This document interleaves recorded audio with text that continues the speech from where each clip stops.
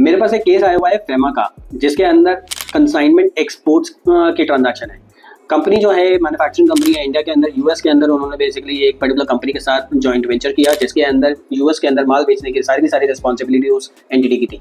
इनकी रिस्पॉन्सिबिलिटी थी प्रोड्यूस करना, मैन्युफैक्चर करना और गुड्स को उनके वेयर हाउस तक पहुंचाना, और फिर उधर जितने भी मार्केटिंग का स्पेंड है या फिर जितना एक्सपेंसेस होंगे माल को बेचने के लिए, उसको बेयर करने की जिम्मेदारी भी इंडियन कंपनी की थी।